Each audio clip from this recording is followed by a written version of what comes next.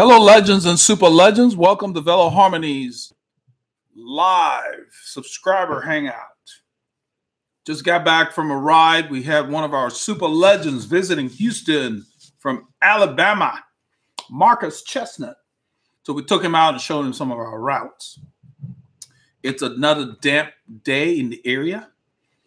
But it's probably about 16, 17 Celsius. About 54 thereabouts. So it's a nice day, beautiful day. A little bit of rain, nothing major. So we had a good ride. We just went out and spun. It's good to have all of you here. Let's see here. Who do we have? Robert Tangler, you're on time. Great. Michael Fernandez from the land down under. Good morning. Christopher Roxbury is here. Tyrone McLean, Tony T, Great White North. Yeah, Marcus is one of the guys who will be getting the classic jersey. So Christopher Roxbury already purchased the classic jersey. Paul, myself, Marcus, that's 4. If we get one more, we'll order a batch of those jerseys. That's why I decided to just order it at 5, because we get a lot of people saying they like stuff, and when it's time to pony up, very few people step up. So we know who put their money where their mouth is, and those are the people we're going to cater to.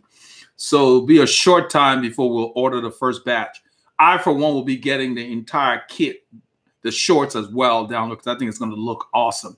And then over time, we'll get the gilet, and other things. So we're on the way. So Christopher, you won't have too much longer to wait, because I told Marcus today on the ride, because he lives in Alabama, it gets humid there. I told him now's the time to move. I said, because it takes 2 months.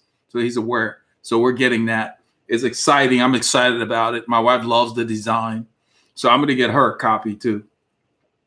Let's see who we have here. Azia Khalid.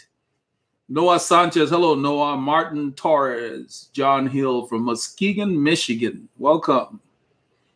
Yeah, this is a Rafa jersey I'm wearing. I just got back from a ride. This is my thermal jersey. This is my go-to jersey. The Pro Team thermal jersey is my go-to. I have them in multiple colors. Blue, dark red. I will be getting the gray and the white, or kind of a light gray, when they put them on sale. The reason I like these jerseys is from 7C to like 25C, I can wear them.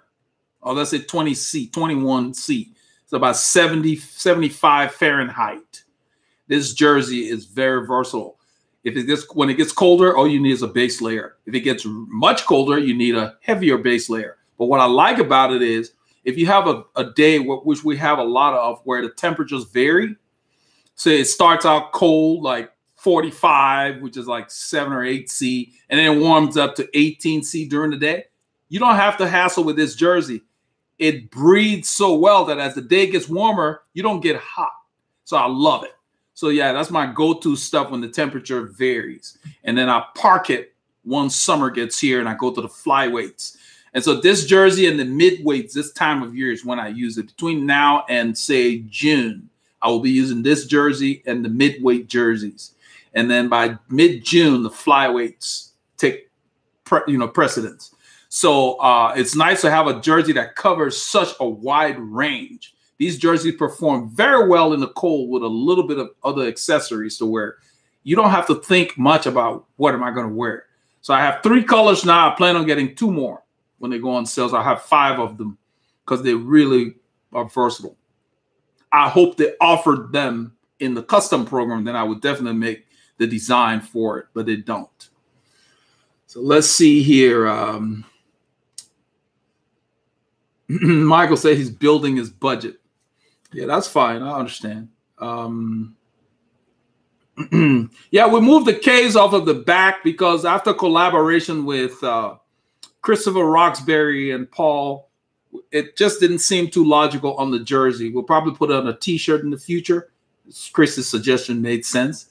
He said there's no point in telling people to get their K's in on a cycling jersey, because if somebody's following you, they're already getting their K's in. You don't need to tell them to get the K's in. It's redundant. That made sense. So we yanked it off and just left the other stuff. Plus the back was getting kind of busy. It was going to be like a billboard. So it's simpler and it's cleaner.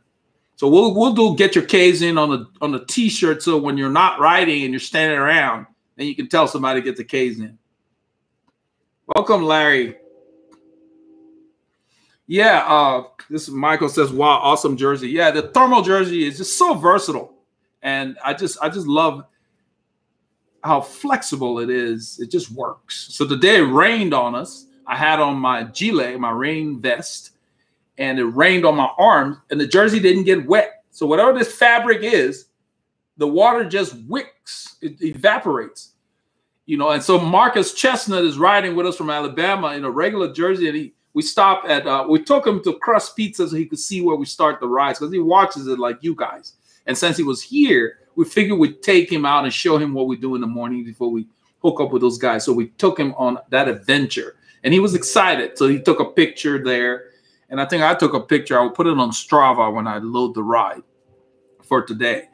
But what he said was that he was blown away by just how light this jersey is for the amount of variety, varying temperatures that it accommodates. That's been my thing too. And the funny thing about it, Rafa didn't sell it like that. They just said Pro Team thermal jersey, something like that. So, they need to work on their marketing, because then, they're not really trying very hard to move these products. They need to get somebody like myself to really do the write-up, somebody that tests this stuff.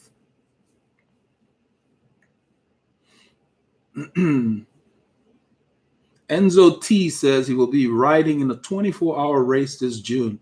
How does one feel for such a long event?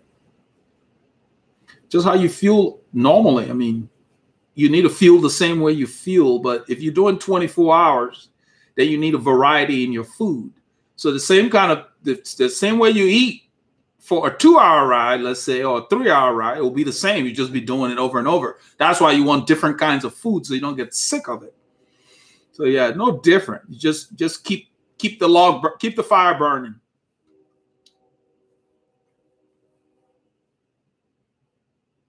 So Vicky says it's 5:18 a.m. in India, training off day. Saw your notification, nice info session. Welcome, Vicky.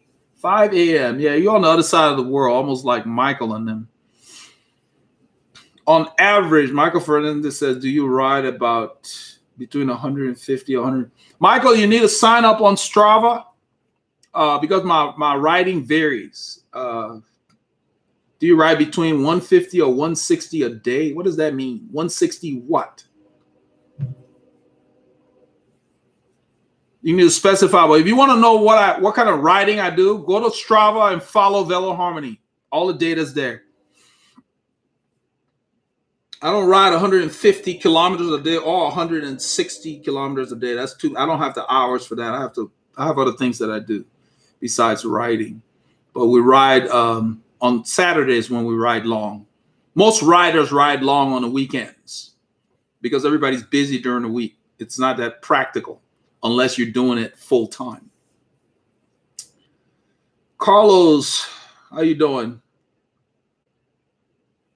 So Michael, go ahead and follow Veloharmony, and you can get all the info there on Strava. I have a Strava thing. And you'll be able to do your own research. Let's see here. And the name is Veloharmony. So you have to request to follow Veloharmony. I think you can follow Veloharmony with a free Strava account. You don't have to. I don't have an account where I pay anything. I don't have that premium. I don't need to do any analysis there. I use Golden Cheetah software, which is free, and I do my analysis once in a while. I don't analyze unless I'm too tired, I didn't ride like I expected or whatever. Then I go back and see what's changed. Did I ramp up my mileage? Did I not sleep enough? That kind of stuff. That's when I do the analysis. Or if the ride was a special ride that I just enjoyed what was going on, I go back and look. But I don't spend too much time looking at data. I just ride. And the key is that you make sure that you don't make too many drastic changes so that your body can adapt. That's the key. That's all I use the data for, to keep up with gradual changes, because you want to train in a pyramid fashion. So I don't have any particular amount of distance that I want to cover. I ride by time. So I have a schedule where on Tuesday I'll do 2 hours, or Wednesday I might do 2.5 or 3, depending on how much time I have. I do it by time. Distance doesn't matter to the human body. What matters is how hard you're riding and for how long. The body does not care how much ground you cover. So keep that in mind. Doesn't matter. The distance covered means nothing. What matters is when you're riding and it's time to put the hammer down, that you're able to do it. That's what matters for that time. Because if you're riding 500 miles a week and you never hit zone 4 or zone 5, you can ride with guys that do 150 miles a week and they'll drop you in your 500 miles a week if you're riding it the wrong way. So it's not the mileage that matters. Keep that in mind. Okay, Michael said he sent the request. Let me see. I have Strava pulled up here. I need to go ahead and enable that ride. I load stuff on. There you go, Joaquin. So which name are you using? What are you all? Are you some kind of secret agent or something? How many names do you have? Are you Michael or are you Joaquin? I just connected you on there, so now you can go and look at the rides and everything on there. Let's see here. Let's go to, yeah, I just loaded a ride. My rides load automatically on my Garmin when I get near my home, and it grabs my Wi-Fi network. It automatically just loads the ride, but it loads the ride private, and then I have to toggle it because Strava doesn't really clean your data. So there's certain things I didn't want to load. So it loads the ride private. And so until I can get that sorted, I don't automatically just load it. Let's see here, dashboard. But I like Strava in that I started to use it because of the Rafa Festive 500. But I'm using it now for the people I coach. I periodically go and I look at the ones that are on Strava that are following me. I look at what they're doing, like Action Jackson, some of the other guys, if they have activities. Because even though they send me weekly updates, I still want to go and see some of the data from time to time, just to see, especially if they're having problems or the workout's too hard or too easy, that kind of stuff. So Robert says, in your experience, are there any carbohydrates that for whatever reason didn't work for you? Not really. I guess I get my carbs from rice, pasta. Because where I grew up, rice was the staple. And then also pasta was very popular. I don't do a whole lot of potatoes. That's kind of, in the U.S., potatoes was more, I guess, was more of the staple. So I prefer rice or pasta. That's where I get a lot of my carbs. And then broccoli has carbs, a lot of the vegetables. So I eat a lot of vegetables, stir fry, that kind of stuff. I just eat. I don't worry about how many carbs in this, whatever. I just eat. You know, I don't really stress over it. Now, as far as my recovery, I use the High Five Nutrition. Those of you who've been here, you know. High Five Nutrition supplement because it has whey protein in it. And I use 2 scoops after my ride. That gets my recovery started before I get to a solid meal. That's very important, especially since I ride Saturday and Sunday. Because the Sunday ride is just a little slower than Saturday. So if you haven't recovered, it can be very hard on you. And even if I'm going to be off the next day, I still do my same recovery because on Monday, even though I don't ride, I want to feel good. I don't want to feel tired. So I never feel tired after I ride. Now, if I do feel tired, that means either the ride was too hard, too long compared to what I'm used to the day after. Because the day after, I should feel like myself. That's the whole point of exercising. You don't exercise so you can feel whipped. So that's why you have to do things gradually. You know, there's no point in exercising. You can't come home and play with your kids or hang out with your wife or whatever because you're too tired. Then what's the point? So that's the thing. That's why you build up. That's why you have to let certain groups go when you're just building up so you don't wiped out. That's the key. So no, Robert, I haven't found anything that doesn't work for me. It's just a matter of taste. I think I said I didn't like that. There's a thing called GU or G-U-I. I didn't like it's too thick. It's like honey. That's why I like the SIS as far as on bike. But I love the High Five carbohydrate, especially when I mix it with Gatorade. I like the taste. And it seems to work for me because I recover like that. I mean, we'll do 160 or 125 miles, and then Sunday I can still ride. And I'm riding like I didn't ride 125 miles. That's what I mean. And that's what you look for. So all of them are pretty good. I get the High Five from, what's this place called? Chain Reaction Cycles. They're owned by Wiggle now. and I get them because they're on sale. I look at them. I look at Merlin. Merlin does not ship food to the U.S., so it's hard to get that kind of stuff from them. But I just get whoever has the best price. And I get I think it's some kind of tropical flavor or whatever. The flavor is really good. I like that. Because you want stuff that you can eat. Like the guy who talked about doing 24-hour race or ride. You need to find things you like to eat, whether it's peanut butter sandwiches that you make yourself, or like I have banana bread. So I mix it up. I don't eat the same thing all the time. Otherwise, you get sick of it. So let's see here. Veloharmony is searching for a pair of men's chamois. What do you recommend, especially for long rides? Why are you searching for chamois? Just buy some shorts. When you say you're searching for chamois, like you're going to make your own. I personally prefer the Rafa Pro Team shorts. They're expensive, but they're good. Okay? Now, I'm sure some people prefer the Assos shorts. You need to look for shorts that are made for long rides. There are some shorts with chamois in it that's better for shorter rides, and the manufacturer will tell you. I have a pair of La Pasión shorts. I'm not impressed. I can use them on a trainer. If I take them on a long ride, they feel like I don't have chamois in there. So they're not, I'm not going to be getting any more of the La Pasión shorts unless they change their chamois. So I can only recommend Assos and Rafa because I own both. I own the Assos Uno, which is old, you know, from years back, and I still ride them and the chamois is fine. So yeah, you want shorts that are designed for long rides, and usually the pricing will be a little up there, the premium shorts. And the manufacturers would tell you what, and you can find Giordana probably mid-range price. They probably would tell you the same thing, but you want something that's designed for long rides, if that's what you're looking for. Now, if you're uncomfortable and you think chamois would solve your discomfort, you may be wrong. If you have not had a fit and your bike is uncomfortable, the most expensive short's not going to help you with that discomfort. So you need to make sure that you're comfortable on the bike, even in your underwear on the trainer. Let's put it that way.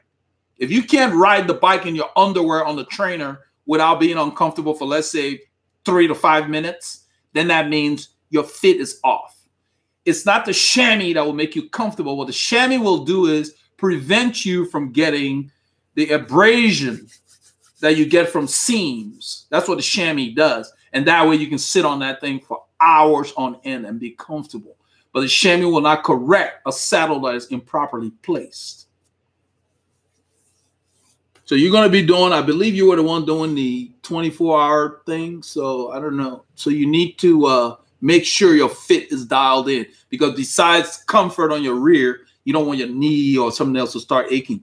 When you have problems, the longer you ride, the more they come up. John Hill, have you tried the Map My Ride app? No, I've never had a need to use that.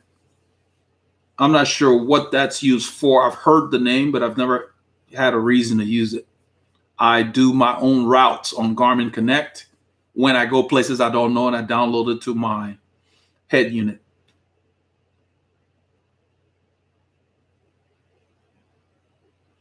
Hey, Jamal, I was just talking about you, Jamal Griffith. Jamal's one of the guys on our training program I was talking about, where I look at his stats from time to time. So when he sends, what happened, the guys send me their stuff every Monday. Jamal's came in today, and I look at it. If I don't see anything crazy, they don't hear from me, because they have a program, and I give them workouts for 6-week blocks, and I keep track of everything in my software. So at a certain date, depending on what they've been doing, if they've been consistent, then we change the workout. If they haven't, then we have to either keep them there or tone it down or whatever. So they only hear from me when there's an issue or we're changing the workout, or if they have something they want to particularly address. And that keeps it easy. Hey, Paul made it. Paul was on the ride with me with Marcus Chestnut. It was cool to have Marcus here. So it was great that he came to our city and wanted to meet us and ride with us. And we rode, and, you know, he did great. It was kind of a wet day, but he brought his bike with him, because it turns out the bike barn wants like $80-some a day to rent a bike. I'd already told him I didn't like that pricing. But the funny thing is, they're the only ones renting bikes in this city, which is, we're the 4th largest city in the United States. and you got one bike shop chain, Bike Barn, that's renting bikes. All the other ones are laying down, like giving them the business. I'm like, come on. Because I called around, couldn't get anybody that cared to rent a bike. I guess there's not a big market for it. So it was one. So he brought his own bike, and so that was kind of cool. Hey, Jeffrey, welcome. But it was good that we got to meet one of our super legends, and you know, so he's gonna be getting the team kit in the classic jersey. I told him to go ahead and go to the website and do that. And he, of course, he's gonna get the mud guards.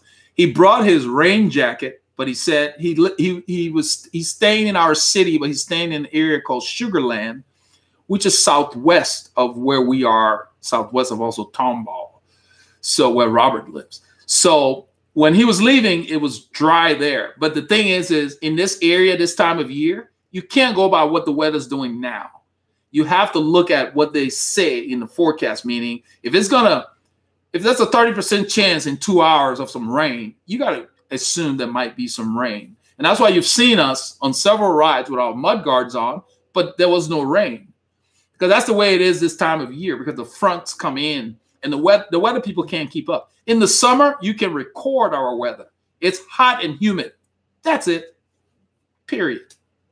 It doesn't matter how humid it will be one day versus the next. But this time of year, they can't keep up. The fronts are changing. The wind changes. That's why Saturday was blustery. So you can't worry about the wind. You get out there and just put your head down. The wind's doing this thing. Just ride. That's why I don't look at speed.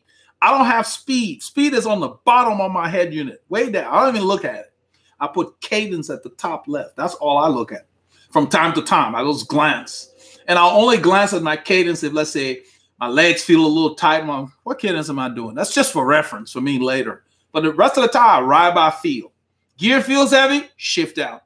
Gear feels light, shift up. Just ride.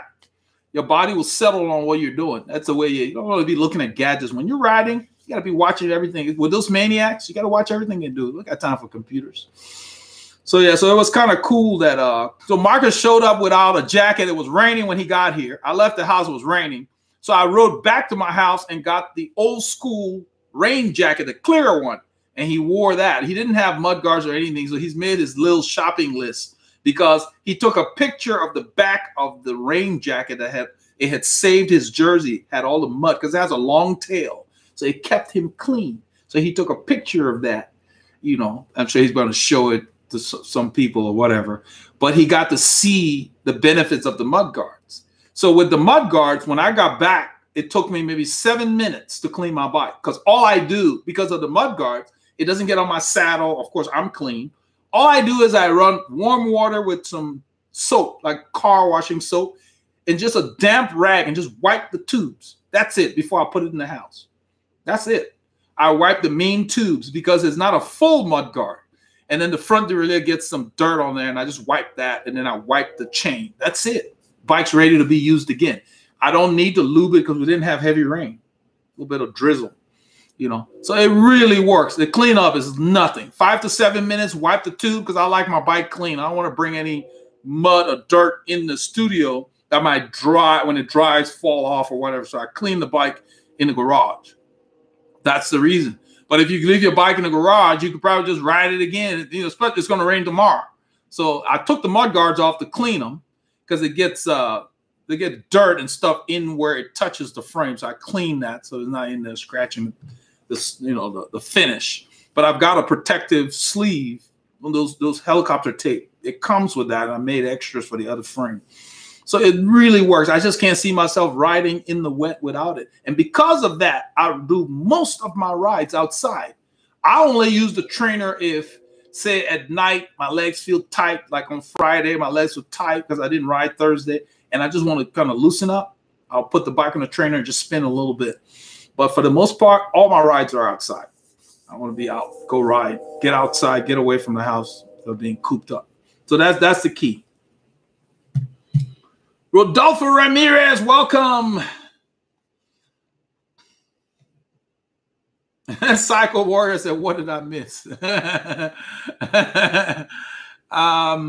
You didn't miss too much. We were just talking with Enzo. I think Enzo is the guy who's going to do a 24-hour ride.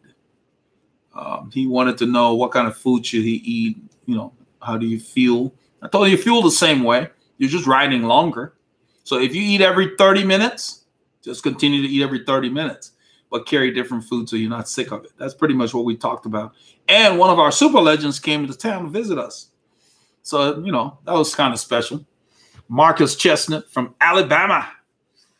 Our southern son of the South came down here, and so we were chatting. Daryl Shanks. Daryl, you spell your name differently everywhere. I saw it spelled somewhere SHANX or something like that. I'm sure you're the same person. You're kind of like Michael Fernandez with all these other names. He said, love the terminology you guys use. What terminology? And the legends and super legends. I don't know what terminology you're talking about. Let's see. I was going to load this ride.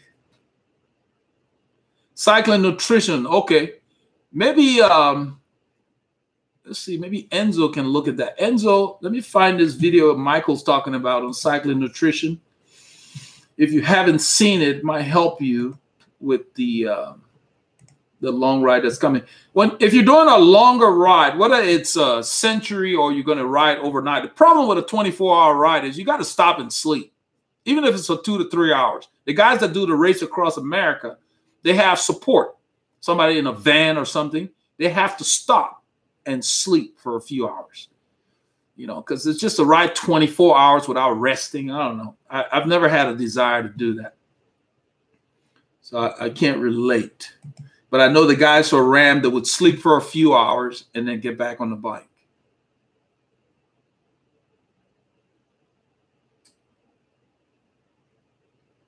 Okay. Use the X prevent student stalker. I got you.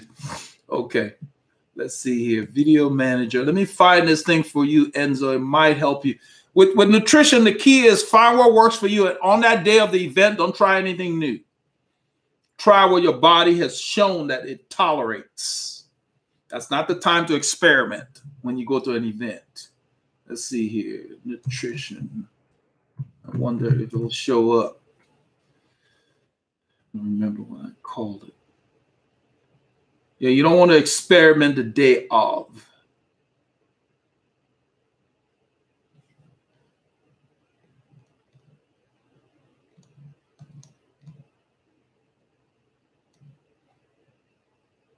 Okay, here is the video that might help you, Enzo. When to eat and drink while cycling. On bike cycling nutrition. And this is in the playlist for weight management and nutrition. So if you go in there, there's other stuff there. There we go. There's other stuff there.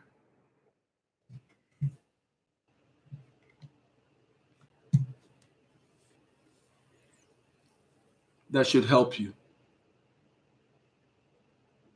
Yeah, that's where I saw it, Daryl. Facebook. Okay, I got you. Yeah, Facebook, I don't know what's going on with Facebook. Their platform's having all kinds of problems. Like one time you'll try to share something from, say, YouTube to Facebook. It'll just go through seamlessly. And today they were having all kinds of problems. Oh, we'll try again later. We're working on something. I don't know what they're doing, but the performance has been inconsistent. So I don't spend a lot of time on Facebook. I'm not that impressed. They've been around long enough for them to be more stable. And they just seem to be going through some growing pains or something.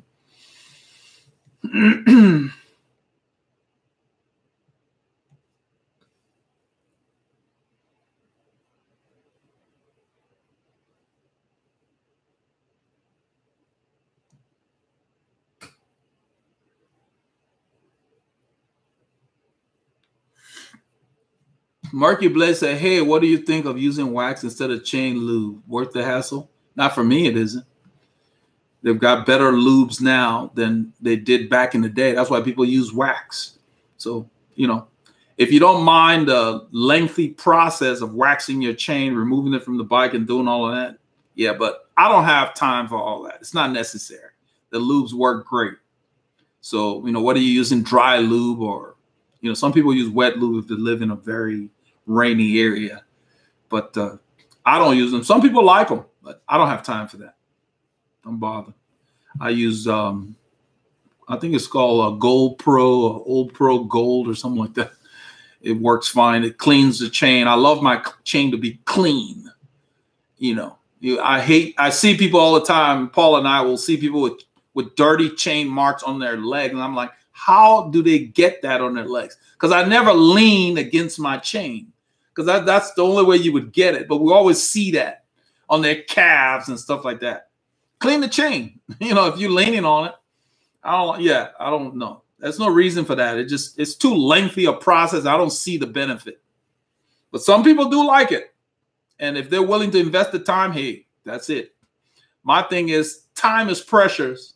And then to quote Mo, cycling time is even more precious. You guys saw me circling around that parking lot. It was time to go. you know, we can talk and ride.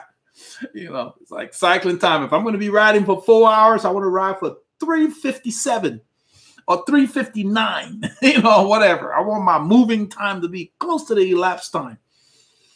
So, yeah, I don't like to waste time. Let's see here. Michael said, I got the Pulse Ride electrolyte you're using. Yeah, good. Yeah, I like it. That's what I use. When we get back from our ride, first thing we have is coconut water. There it is right here. That's what we have. And they don't sponsor me or anything. We get this. Let's see if I can back it up. This is called Mi Coco. That's just the brand. This has the pulp in there. We get this from a store here in Houston called Fiesta. My wife buys it by the case. And that's what we have when we enter the parking lot. We're putting up the bikes, whatever. We start with this. And then I go for the electrolyte. It's really good for the body. I love coconuts. Anyway. But, yeah, just natural stuff. You don't need to do anything special. Just whatever you like. But the key is that you've got a window where your body processes. That's why we eat on the bike. You're not necessarily eating for that actual effort. What you're doing is you're making sure your tank doesn't get low. Since you're exercising for hours on end, you know, like we ride 6 hours plus on Saturday. So you just can't work out for 6 hours and not feel, just like when you go to work. After 4 hours, you got to have lunch or something. Same thing. You're on the bike for that many hours. So you don't want to wait for 4 hours to eat on the bike because you're exercising. So every 30 to 45 minutes, you eat something. You know, that's the key. So I start out with my pocket on the right side big, and then it goes down, depending on how we film. We don't film the end. Maybe we'll start filming some of the end. But by the end, that pocket on the right is flat. Just my phone's in there in the security side. But I carry enough food to where I don't have to buy from those stores because you don't know what they have. I want to control what I eat. The key with I see somebody asking Michael how he likes the electrolyte. The key with the electrolyte is, I don't have it here, the High Five Nutrition. Look for the flavor. The flavor makes the difference. They have some tropical flavor. That's what I like. Or they might have like a strawberry punch or something like that. Some of the neutral stuff, I don't know what the other ones are. You got to be careful because you're buying a whole jug of it. So you want the flavor that tastes good. So I go for that tropical, whatever they call it. That's the one I picked. And when you're buying it, it will show you what's popular. So pick the flavor that's popular because other people have tried it. And some of the flavors are like, you know, I want it to taste like something, you know. And so I mix it in the Gatorade bottle. So I drink a little bit of the Gatorade, like the 20-ounce bottle, and put 2 scoops in there, shake it up. And it just gives it a kick. It comes out really good because when it's just water, it's kind of like, you know. So with the Gatorade, yeah. And I do that afterwards. And then sometimes I'll take it on a ride. And then you can mix it with water. It tastes good too. You can put it in your bottle, you know, especially in the summer. We'll do that sometimes. So I'll do the Vitalite. I'll use Vitalite on the bike. I love Vitalite on the bike when it's hot. It goes down really well. It's close to water, but it has that kick to it. So it's important. All of those details make the difference in your performance. The kind of clothing you wear in the summer, you don't want to wear heavy stuff. We're talking about it today. There was a guy named Paul Moore. I haven't seen him forever on this ride. He used to ride with Team RR. We're all there in the summer, and he turns to me and says, I'm hot. And we're all there on the same ride. And Paul and I laughed about it later, and I couldn't laugh in the guy's face. He was hot because he was wearing like a warm jersey, a midweight jersey in the summer. And I looked at the jersey. It was warm. It was a warm jersey. I was wearing a flyweight. I wasn't hot. I was fine. So it does make a difference. So you have to have clothing for the kind of weather. So if you're in Australia in January, you can't be wearing this stuff, the thermal stuff. You got to wear the flyweight, whatever the summer is, you know. So yeah, it's important. You got to make a difference. I mean, so it's like now I'm starting to move all my stuff in the closet now. I've moved all these guys to the back because the weather's changing now. But it's still going to be between now and May. We'll still have fronts. So I'm going to move all the flyweight to the front with the midweight as well. And then in the summer, I just focus on the flyweight. It's important. You don't want to overheat on the bike. You don't perform very well when your body is outside of its normal ranges. It's just hard on you. Enzo says, I entered the 24-hour race to see how many miles I can ride. I won't be competing with anyone except myself. Yeah, it's not so much about how you got to give yourself enough time to rest. That's the key. So even though it's a 24-hour ride, you're going to have to plan and say, okay, I'm going to ride this many hours, rest, then ride this many hours. You got to have a plan. And so that's cool. Yeah, you are competing against yourself. Every time you get on the bike, even in a group, you're competing against yourself. It's not about the other people. You don't know what their motivation is on every ride. Everybody does different things from day to day. So yeah, don't compete against other people unless you're at a race and there's a finish line. Then that's the competition, the line. Everybody's trying to get across the line first. That's different. But just a ride, yeah, you're competing against you. So that's cool. Tropical punch, okay. That's what they call it. Yeah, that's the flavor I have. I love that flavor. So it's like they have them on sale. I buy a bunch and I have them around. Yeah, High Five Nutrition. I don't know if it's on our website or not, but let's see. I don't know if I put it on the recommended cycling products. Let me look. It might be there. Let's see here. Nutrition.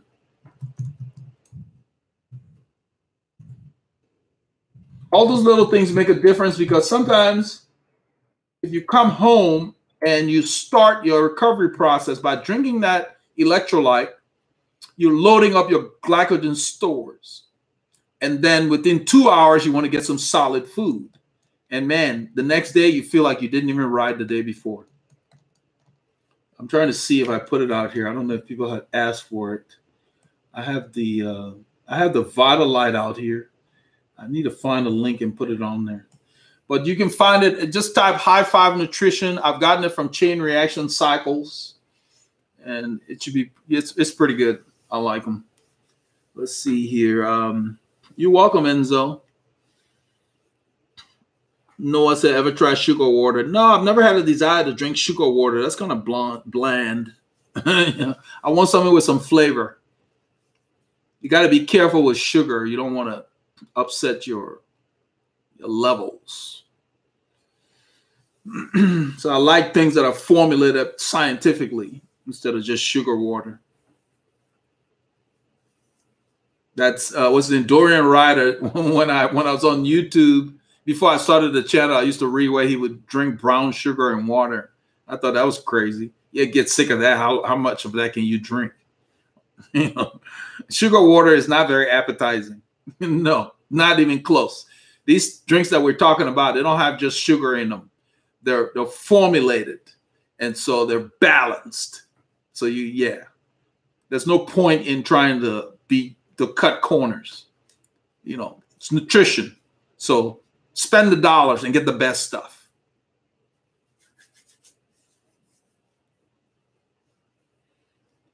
Let's see. Daryl says, I learned the benefit of active recovery over the last few weeks. I find passive very difficult. Always having energy. Should one attempt to adjust to both or go with feel?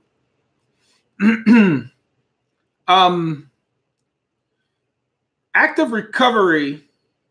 See, I don't set aside days. When I used to race, I would do that. I would take like a Friday and go for a spin and do active recovery. I basically recover while I'm riding hard. And when Paul met me, Paul Ilonga, a few years ago, he would ask, he asked me, how do you rest on the bike? Because I think we were talking and I mentioned that I rest while we're riding. Every time I'm soft pedaling, that's like a recovery. You know, when you ride a lot, that's kind of like, so now, for example, I will back up because I want to really give Daryl the detail. There, I know what Daryl's going for. Passive recovery, I think what you mean is you're not moving and you're just off. Passive recovery is a good thing. You have to teach your body how to not ride. And that may sound kind of off, but let me explain. There are going to be times when you can't ride. There are going to be times, even if you were riding full time. When I used to compete nearly to where I was giving a lot of hours to cycling because I had sponsors and whatever. That's time when you're traveling to a race on a Monday. Let's say, or you're traveling from a race. You just can't ride. You're commuting. Even the pros, they're on a plane, they're flying somewhere. So your body needs to know how to behave when you're not riding. If you rode 7 days a week and your body got into that routine, you still have to teach your body how to not ride, meaning on Mondays, I always rest. Now, if I know that I'm not going to be able to ride much on Tuesday, I may squeeze in a ride on Monday if my schedule permits, because I feel that this week will be kind of crazy. You kind of know, you know, Tuesday I got a lot going on. I may squeeze in, but that ride on Monday now will not be Tuesday's workout, because in the plan, Tuesday is a different workout after your rest day. So if you're trying to squeeze in an extra ride, I usually make it endurance, because extra endurance cannot hurt you, but extra hard riding can. Okay, let me get that out of the way. Now let's go to active recovery. Active recovery is good when you've ridden hard to where your legs are heavy, they're tight. So let's say you went and you did a big ride like the rides we do on Saturday. You rode hard on Saturday and you got home, everything's tight. And you don't have a masseuse like the pros do. Even the pros, if you see them at the end of those mountain climbs, they're sitting on a trainer. That's active recovery. So you can do active recovery the evening after a hard ride, or you can do it the next day if you have the time. But actually what I found is that if I have a ride on Sunday and I rode hard on Saturday, later Saturday, whether it's the evening or the afternoon, a 30-minute spin made a world of difference in getting ready for the next ride. That's active recovery. I was not training. There were no heart rate monitors.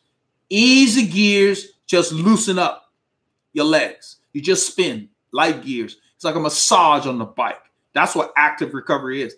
I only do that if I've done a workout that says I need to do that, meaning my legs are tight, they feel heavy. It helps loosen up your legs and get you ready. Or I get up early on Sunday and do my active recovery before the ride. Squeeze that in that way. Your warm-up can be active recovery. That's the reason why a warm-up and a cool-down is important. So the cool-down from that ride, the hard ride you do, can be your active recovery. You don't have to do it on another day. You do it at the end. That's the reason why when we got to 105, after all those hard efforts, I told Paul, I'll see you at the store. I took my time and I spun to the store in an easy gear. I got my legs ready for after the break. I got my active recovery in there. That's what I'm talking about. So active recovery should be thrown in when you want to loosen up. That's the way I want it. And you decide how you do it. And you can do it at any time. I hope this helps you. But it's important to take time off the bike. If you just feel like you're tired, you've been riding, take a day off. Let your body absorb the training. Sometimes you might need 2 days, depending on, because you don't want to overtrain.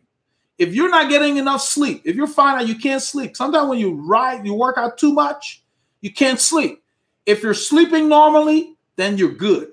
When your sleep gets affected, that says you're doing too much. Or if your heart rate is elevated at rest, you're doing too much. There's so many different factors you got to look for. So it's really important that you're very careful about that. I hope this will help. All right, let's see.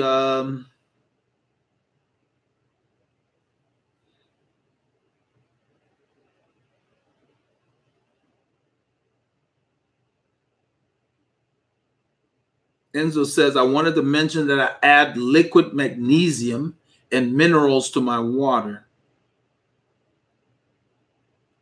Magnesium is responsible for over 700 metabolic functions in the human body. Magnesium also aids the body in muscle function. I mean, that's fine. That's working for you. But I just want you guys to understand that I don't spend too much time looking for particular minerals and so forth, because these nutritional things come with all that stuff in there because they're designed to repair the body. And so if you get the right stuff, you don't have to be looking for specific things to add because they have it balanced in there. So, but if that's working for you, that's great.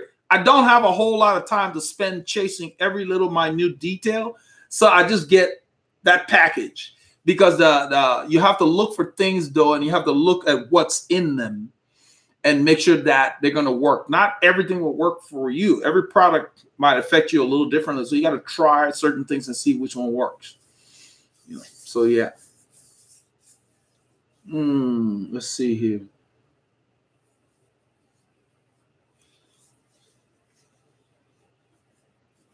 U.S. California. Noah Sanchez says UC California came out with a podcast that talked about how sugar water was very beneficial. Yeah, they always come up with stuff, and then in a little while they'll come up with another one that says, "Oh, it may not be so." You know, so who cares? I mean, it's like if that's gonna work for you, knock yourself out. I don't like sugar water. I like something that's more balanced that has other stuff in there. So yeah, I don't know what UC came up with, but you know, I wouldn't put too much stock in it. If you like the taste and you figure you can drink it for hours on end, that's great. I don't. I'm not going to be drinking for 2 hours sugar water. No, there's tastier things out there.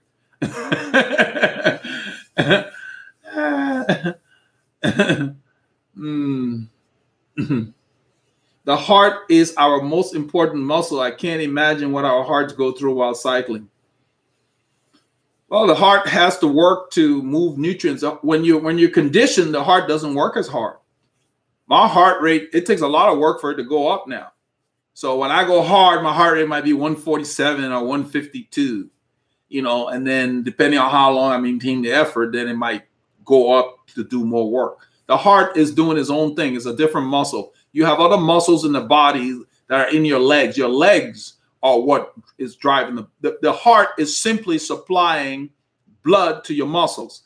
The muscles do the work. The muscles in your legs do the work. That's why your heart rate can be low and you get dropped if you're in the wrong gear and you have not conditioned your legs to do that work, to handle that ratio, you know. So you're not, the heart doesn't ride the bike. Your legs do. What the heart does is says, okay, you've done this effort. Now I'm going to go ahead and pump at this beats per minute because based on your fitness, that's how fast I need to pump to go get the lactate out of there and bring you new nutrients for those muscles to continue to fire. Your job is to listen to yourself and pay attention to how your legs feel. Meaning, have you done enough work to do this effort for as long as you're trying to do it for? That's why you get dropped, because when you can't do that work, you can't put out those watts for 20 minutes and somebody's doing it for 20 minutes, you have to let them go. You're simply not there yet. That's the difference. When somebody does 1,000 watts and you've never done 1,000 watts, doesn't matter what your heart rate says. You just can't do the work. Your heart will respond if you did the work, but you have not conditioned your leg muscles to produce that wattage. That's the thing. So that's why we train. You train the legs to do the work. The heart will react to what you're doing. Now, as you train more, the heart will use lower beats per minute to do its work. That means the heart will work less.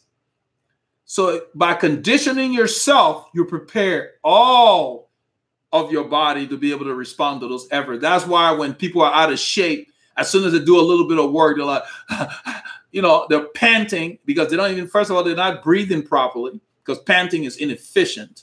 You know, that's why you have to prepare yourself to do anything you're going to do. Because when you're conditioned, it's more fun. Your heart would not be killing itself working too hard because you've conditioned your heart. But when you try to do something you're not prepared for, then you have problems. And exercise is good for that heart muscle because exercise is the thing that prevents all these sedentary diseases in the Western societies where we sit everywhere, sit behind a car. In other societies where people walk everywhere, they don't have the diseases we have over here.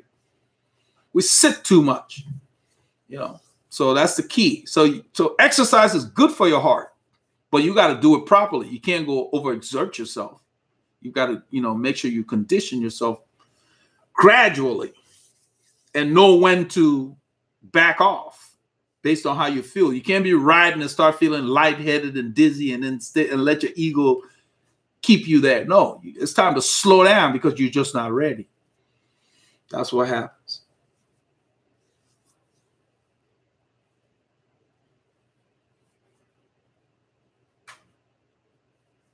Martin says, when you're riding your bike, what is your breathing technique? I'll give you the video. You can go do that on your homework. We made a video for that. We call it belly breathing. When I'm riding, nobody hears me breathing. Yeah, because I take in a lot of air. I take deliberate breaths. I don't pant. When I breathe, I make it count. My chest expands. I suck in a lot of air and then I exhale. And it's quiet. It's not all that crap. It's not necessary because I'm conditioned and I've trained myself how to breathe. Let me find this video that I made. It was very popular. I think we got like 10,000 views on the channel already. Called belly breathing. That's how the pros breathe. That's how we were taught to breathe. If you watch the pros when they're doing time trials, their stomach expand with each breath. You use your belly to suck in a lot of air. So each breath, the volume of air. And then when they're off the bike, we used to practice deep breathing exercises to increase your lung capacity. So when I'm on the bike, nobody hears me breathing because I just suck in the air. And I'm not doing it for them not to hear me. It's just not very efficient to pant. So here's the video here. I think you will like it. It's a short video, but it's very popular on the channel. We got 10,030 views. YouTube, in fact, just sent me a note about it saying that I needed to post the video because it's one of the popular videos. They always do that. Let me put it here for you. You will like it. Let's see. What's the matter? It won't let me paste.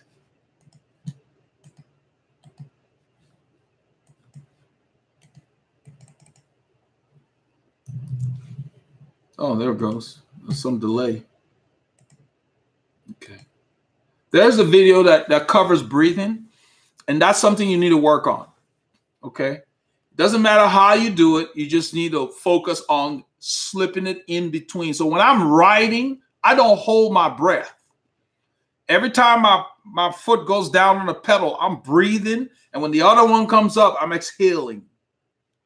Because that's what you need. You need oxygen in there for your muscles to work. So if you hold your breath, because some people will hold their breath when they're working hard. You know, it's like that's counterintuitive, counterproductive. All right, let's see here.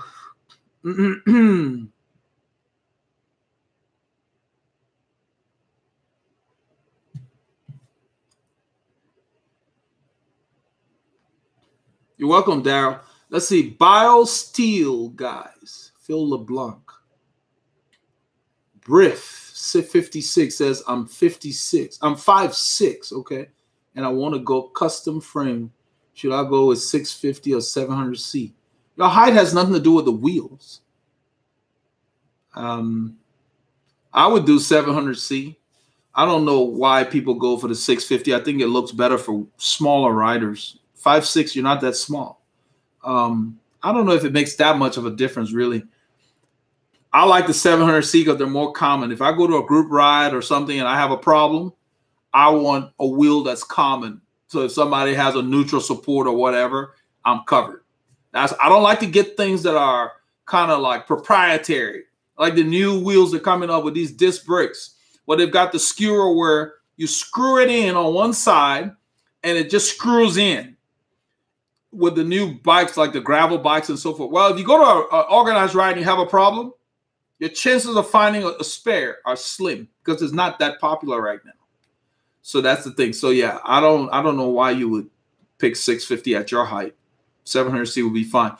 Women have a tendency, I think smaller riders and women like the smaller wheels because their frame, it works better on the smaller frames. But at 5'6", you're not small. So no, I'll do 700C, man. Easier to find stuff for it anyway.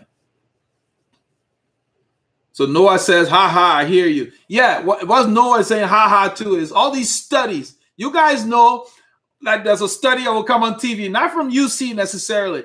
The study will come on TV and say, coffee's great for you, or something like that. Then a little while, oh, they found out coffee will cause this problem. Then there'll be another, you know, they do all this crap.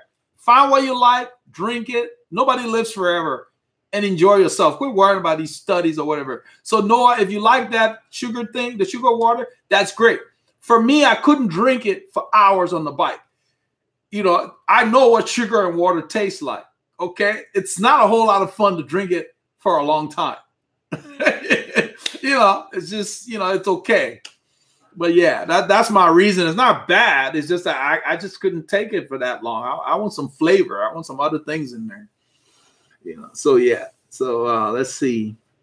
Rodolfo Ramirez. He says, due to work restraints, I can only put 2 hours every other day, either before work or after work. Which one should be better, in the morning or in the evening? That's a good question. You have more time than most people. That's good. 2 hours every other day. That's plenty of time. You just need a program so you can maximize that time and do the right kind of workout. Now, if I had the choice, I would do it before. The reason is you haven't gotten to work yet. You don't know how the day's going to go. There's a second reason. The first reason is before you get to work, your time's yours. So you get up, you put in the 2 hours, and then that energy from that workout fuels your day. It gives you that energy to go through your day. You know, you work out, you have breakfast, you get to work, you will have all that energy. Make sure you don't skip meals now. Don't let these guys keep you so busy. It shouldn't be a job where you can't eat because it's illegal. Every 4 hours, you're supposed to take a break. So make sure you go have lunch, eat, because you worked out. You need that energy so that at the end of the day, you're not running on fumes. You know how it is when you skip a meal. I don't know about you guys, but my stomach will literally start hurting. So don't skip your lunch. In fact, take some snacks with you because now you're going to start working out before work at 10 o'clock. Let's say if your work starts at 8, at 10, you might be hungry. Throw in a granola bar. Keep your snacks in your desk, whatever. And then lunchtime, go to lunch. Eat regularly. By doing that, your metabolism will adjust to where you will continue to burn calories throughout the day because your body now knows you're going to feed it consistently. And you will use that energy from your workouts in the morning. Now, there may be times when you just can't get up that morning to work out. And you got to work out in the evening. Try not to make that workout hard because then it might keep you up at night. It depends on how late. Try not to work out too close to bedtime. Maybe give yourself a couple of hours after your workout between that and your bedtime, let's say, okay? Keep the workout far away from bedtime so you're not, the energy doesn't, because when I work out in the evening, I can't sleep if it's too close to bedtime. And that's how you can mess up your schedule. So start with the morning. If you miss the morning, do it in the evening, but then do a lighter workout. If you want to work out harder in the evening, do it early in the evening and make sure it's not within less than 2 hours of your bedtime. And then you'll be okay. You'll be able to go to bed. That's the key, okay? Because, you know, sometimes you can't control when you work out, but it's good that you have the option front and back. And sometimes you might go to work and you have a long day and you didn't plan on having a long day, so you can't make that evening workout. So if you can get up in the morning, it's easier to keep that routine. Hope that helps you. Let's see here. Eric Nell, welcome, super legend. Just got home from the office working in the trainer while I soak up knowledge. Working on the trainer, yeah. Welcome. That belly breathing works. The side effects, it relaxes the body as well. That's what I was taught to do, and I found that when I'm going hard, that's what I focus on.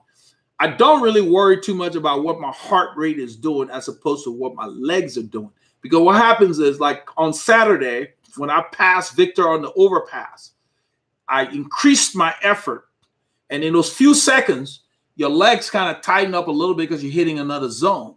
And all you have to do is relax and let the body adjust to that. But while that's happening, you can't hold your breath. It's kind of like you light a fire. You need oxygen in there. You have to breathe all the time. But sometimes there's a tendency to forget to breathe. You cannot do that. I mean, I don't even think about it because that's just what I do. I just relax and just let the body work. All I do is I find a rhythm, a gear that I'm not laboring in. And I don't worry too much about what someone else will do because I'm always going at a pace to where I have a little something. If I need to accelerate, I can kick it up. That's the key. That's why you don't want to go to the front to where you're going at your maximum speed unless it's a sprint. Because, you know, like it was 17 miles into the ride, according to Mike. Mike was counting the mileage, you know, when he was making his sarcastic comments about, is it the end of the ride? You know, and I said in the narration, when he said that, I kind of smiled because I was like, you started it, now you're concerned about what part of the ride it is? It's 17 miles into the ride. They've been riding like we've already done 50. They do that every week. That's why they get the taco corners, they turn around, you know, so they do different things. But he realized we weren't slowing down. That's why he started asking those questions. And I was like, the more he talked, the more I wanted to write. In fact, as he talked, my legs just forgot about pain. I was like, we're riding. You know, we just rode. And Paul's like, keep going. So, yeah, you know, he's like, he realized we weren't backing off because in the past, they would go and then the rest of the group would come queue up behind them. So they got to rest. We're going to change that. You go, we're going to make you pay.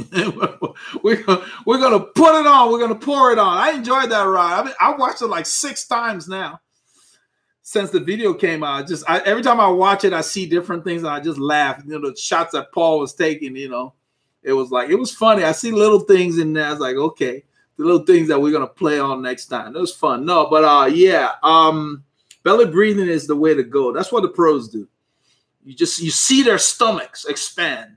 They're not wasting that effort. You know, if you're gonna breathe, suck in a lot of air, and then you blow out hard, and you just be amazed how the body just like, okay, it's on now. But you got to train like that. You got to practice it when you're training too. It needs to be second nature. You shouldn't be thinking about it. I don't think about breathing. So just practice that. All right, Enzo. See you later. No, Robert, I don't breathe in a rhythm. I just breathe like when my, you know, I guess it's just habit. When I apply the pressure, when I apply the pressure on the downstroke, that's when I'm taking in the oxygen because I know I'm working. And then when the other leg comes around, I exhale. But I don't really think about a particular rhythm. It doesn't really matter. You need to breathe. So you just breathe whatever works for you. Whatever pattern, it's going to be different for everybody. So whatever cycle you need to go in, there is no particular way to do it. The key is to get oxygen in and you exhale and get all the toxins out because the body's producing. It's kind of like when you light a fire. You got to have that chimney open. You know, that's what's going on. The body's working. You got to get the exhaust out of there. And so I do it very deliberately, very slowly. When we were passing Victor, Paul mentioned it when we were chatting. I could hear him breathing, all that stuff he was doing. Every time we passed him, like on the overpass, and a couple other times that wasn't on film, you could hear him. You know, he's not breathing properly, but when you push a big gear like that, it's anaerobic. So what happens is you start in the anaerobic effort in a huge gear like he uses, and then you got to catch up on the breathing. It's like you're paying the dues later. So while he's doing that in the absence of oxygen because it's anaerobic. But you can only do an anaerobic effort. Even Le Mans book, he said 45 seconds. The body can only function anaerobically up to 45 seconds for that effort. If you continue longer, it's in the presence of oxygen now. It's not a pure anaerobic effort anymore. So by the time we pass Victor, he's trying to catch up his breathing. And we hear him breathing as we go by. And then we go even harder when we hear that breathing. We make him work. You know, that's the way it is. So it's fun. That's why the group is fun to ride with because, you know, like I said, they're nuts. Well, we're nuts. You know, so no. You're welcome, Briff. Brenda Hayes from New York City. Welcome, Brenda. The city that never sleeps. I have a lot of New Yorkers on here. Not tonight, but every now and then. Here we go. Another one. Alan Hines from New York. Hines. It was an actor. He's no longer around. Gregory Hines, excellent dancer and actor. I liked his movie. I saw him in the Cotton Club. That was cool. He made a bunch of movies. Yeah, there you go. So I got that right. Yeah, Gregory Hines. He could tap dance, all that. Just a cool guy. I liked him. I think he was from Canada or something. Martin Torres says, cool, thank you. I guess I answered something. Not sure what that was. Let's see. Martin. Oh, yeah, Martin. Yeah, Martin's thanking me for the link for the belly breathing. That belly breathing video, I don't know who asked me to do it. It was one of the earlier videos when the channel was very young. And we're just building up, as Paul Ilonga says, archive material. So it's not like I don't really want to answer the question. The video gives you so much more than I could give you here because I show you on the bike and I'm doing it. And you just get so much out of it. So when people ask, we have a video, I always put the link in and we chat about it a little bit. Somebody came to the premiere. I think it was Chris Williamson. And he started to ask something about, I don't remember. He's not here. I told him to come to the live session and ask it there because the question he asked could not be easily answered with typing. It would be better in this forum. And plus, for the premiere, I'm there to watch that film because I don't get to see it. I work on the pieces. I've said that before. I'm seeing it for the first time just like everybody else. I'm there to watch that sucker. I want to hear how the narration coincides with everything because I do it in pieces. That's the way the software works. That's how they do it in Hollywood. That's why those guys go to their own premiere. I'm beginning to learn that now. That's why they go there and they sit and they watch it because they haven't seen the whole thing. And over there, different people work on different pieces of the film. And then they put it together and the software exports it. So I'm using the same software. So we work what they call a timeline where you have clips. And so I work in sections. And then I put different pieces like the music and other things. I did some changes to the music that probably a lot of you didn't even pick up on. I gave Paul Ilonga a challenge. I said, see if you can find out where the changes are. I made some changes, just subtle, to the track because I have the original tracks. And it's really nice. It enhances it, especially when we're on Mill Route and all those places. So it's kind of cool. So I'm having fun with this stuff. It's really cool. And I see that people like it. So I put even more into that. And I kind of take my time. And I love that. I love that you guys are enjoying it. So, yeah. So that's the reason I don't answer questions at the premiere. I want to watch that thing myself. Okay. Let's see here. Speedy in the house. Yeah. Robert Tangler got it. Okay, good, Robert. Yeah. Just, you know, what I recommend, Robert, what I used to do on my Fridays when I competed, Fridays and Mondays. Those were the days where, like, if you have the money or the time and you go get a massage, I would do like a deep Swedish massage. And then it would ask you at the massage parlor whether you want hard, hard pressure, medium. And I tell them hard because I want to get those toxins out.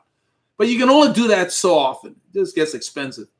So those Mondays and Fridays are the days when I would do deep breathing, stretching, and you do like self-massage. You take the oil, put it on your legs, and then you knead towards your heart, And then if you have the time, you can sit with your legs elevated. All of that really helped, And that's what the top riders do. They baby their legs on Friday. You're not going to find a lot of guys that got big rides on Friday running around. On Saturday, running around Friday. They keep their legs up. And so when they come to the bike on Saturday, they got fresh legs. And it's because the legs are doing the work. It's your legs that quit. It's not your heart. Your heart doesn't stop. Yeah, you hit a heart rate level that's high and then your breathing will change. But your legs are not getting, then they start tightening up. And then you're like, oh, I got to shift down or whatever. That's what happens. So you got to really baby your legs. So, yeah, so I do a lot of stretching and all that. Saturday morning, I always like to have new legs, I call them. That's why I always tell Paul, sometimes when I have good legs, I'll come to Paul and whisper. I say, man, if they try something today, it's going to be on. And then he just laughs. Because you never know how your legs are going to do. All right, let's see here. Central Park all day. Okay. Daryl Shanks, over 400 volumes of education. The reason I choose Velo and love to get back from one educator to another. Professor Coach Nims. You know, it's funny. You like Coach Nims. Paul calls me Coach E. He started doing that. I'm not sure why he called me Coach E. He started to call me that when we used to ride with UMC. And UMC, they had no appreciation for that. Because Paul used to ask me, did they ask you any question? And I would tell him no. So, you know, I never saw myself as a coach. I just gave you tips or whatever. And so I guess people perceive you in a way that you don't see yourself. So that's kind of how that came about. Area Atom 68. I remember you. Haven't been there in a while. The Area Atom. That's an interesting car. There was a car called the Area Atom. It's like an open car, sits low to the ground, very fast. There were a few different rhythmic elements that I don't remember noticing in weeks prior. Is that what you're hinting at? Yeah, that's what I'm talking about. I added. There was a scene. Let me see if I can find it. It is really nice because I made the change to where, and I still go back and I review some of my film school stuff. And what they say is that when you make changes to where it's not obvious, but it's enjoyable, then you've done it right. And so I made subtle changes to the music track to where it's like I added some percussion stuff and and then the drums, it's like a staccato. The drums are beating. I've got 2 layers of drums at the same time. And I added percussion. So, for example, because Paulie Longa asked me to tell him where in the thing. It's really hard for you to find, which I think is kind of cool. But you listen to it, and because it is not obvious, but it is enjoyable, you enjoy it, but you don't really realize there's been a change. So it's kind of good that you're finding that. And that was my goal. That's my goal when I make these changes. I don't want it to be obvious. I want it to be an enhancement that is not in your face. You kind of feel it more than anything. That's what I was going for. And it worked because I listened to it because I know it's there. And it just sounds really nice. So for example, let me find the time in the film. So you guys, those of you who go back and look, you will see what I'm talking about. You will like it because it's there to stay because it's so nice. Let's see here. I'm going in. Let me find it. Constant improvement. That's the goal. Sometimes these machines act really weird. It's like I'm clicking on a tab. It does not move. Then it moves. I'm glad this is not a car. You would be killing people because one time the brake would work. Software is just, the code gets hung up. Let's go back to the beginning here. Go back. I think I'm trying to find a timestamp in the video that where it starts. It's more prevalent on Raven Chapel Road. Got almost 1,200 views already. I was like, usually that would take the whole week. So, all right. So let's see here. I'm going to go to, let me just play this right here. I'm going to find where it is. The group is always faster than.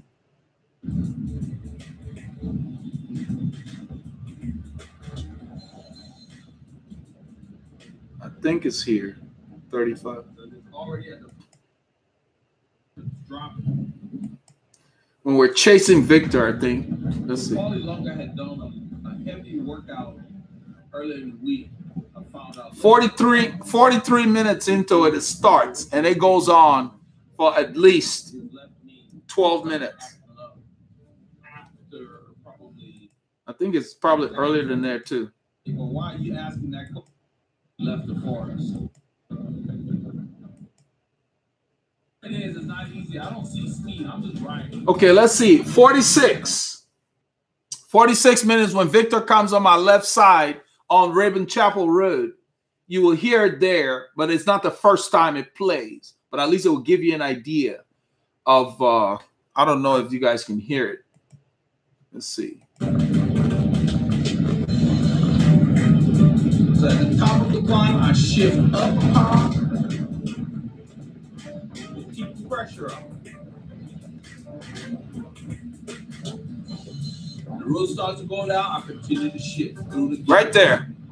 That keeps the pressure off. 46 minutes. 46:55. Start to go down, my heart rate drops. 46:55. You hear it, but it's earlier. It's throughout the video, but it is nice. I think you will like it. It's something that you feel it more than anything. I really like that change, a subtle change to it. So it should be a lot of fun. Avery, I said, well, that's what musicians do. We put our own work under a microscope, and sometimes it's hard to turn that off. Yeah. I just love the change. I mean, it's like it's like don don don don don don, but then the drums are going while that's playing.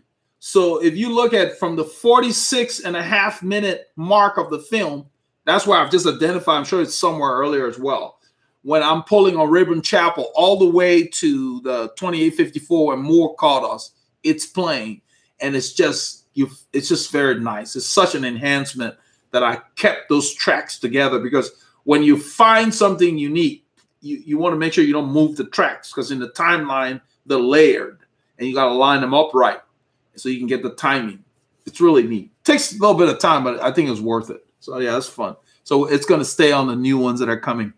And I want people to enjoy not just what they see, I want what they feel. And that music is just something that works for cycling, because it's like it's right at 80 RPMs, which is around what we average. Gung is that I or L34 384? John Hill, super chat. Look at my man. Thanks, John. John said, please take this token of appreciation for all you do. I especially love the group ride. I watch them. I'm on a trainer getting my case. You're welcome, John. We love doing the group rides. I didn't know that Paulie Lunga was a cinematographer. I don't think he knew that either, because I started out putting the camera on my helmet a long time ago with the small. We had the small little what they call it, the Hero Session. I would put on my helmet, but we love the GoPro Hero 5 Black because the lens is so much better. That's why the view, you can now see the letters on people's jerseys. You can see the letters on their shoe, the names, all of that, because we're running it in 2.7K. The Session did not have those features. The lens on this is more advanced. And then we used the gimbal to get rid of all that. And you notice we didn't have problems with the gimbal because it was warm. So it was over 10C. And I've sent a note to Removal. I told them they didn't put in there that it, below 10C or so, it messes up. They didn't tell us that. So it's kind of cool. So we enjoy doing the group rides. We look forward to it. It encourages us to get out the door. It's not easy getting out the door, guys. We have the same challenges. And so knowing that we've got to do the group rides for you guys, it gets us out the door during the week. Because you got to work out during the week. You can't just go on Saturday to go kill yourself. That's when the guy was talking about the heart being the most important muscle in the body. If you don't condition yourself during the week, on the weekend, everything will just feel so much harder. And it's just too much stress on the system. That's the reason.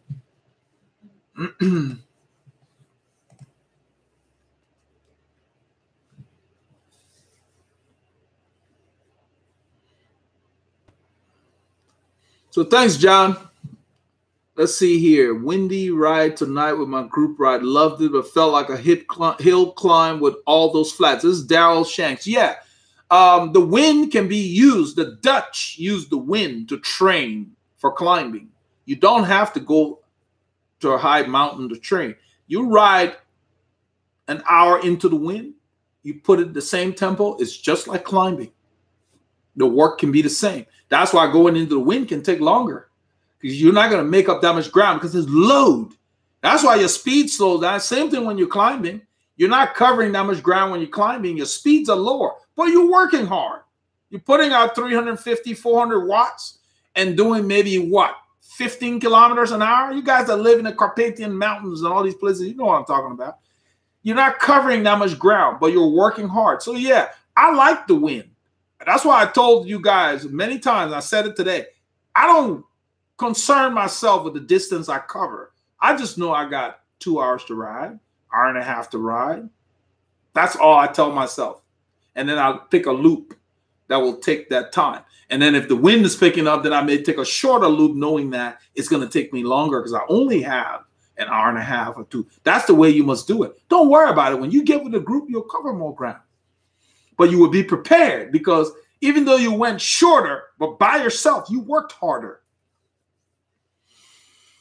All right, let's see. Michael Mead again. He said, hi, Eldred. Greetings from Fresno, California. Cyclist greater than 40 years. So am I. Welcome. Watch your video and now use Le Mans 0.883 of insim from bottom bracket instead of old school 109% from paddle stroke. Thanks. Yeah.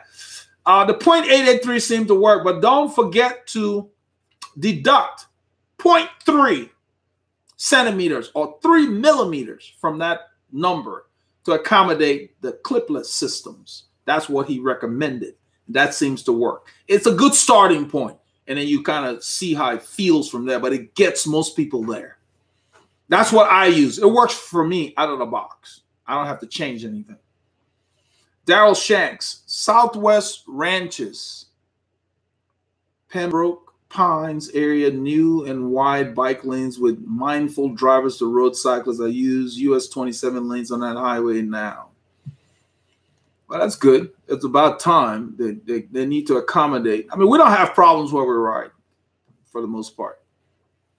Every like I said today earlier with Paul, the longer I was riding with Marcus, the area we were riding is pretty good. And then today, some idiot in a car screams at us.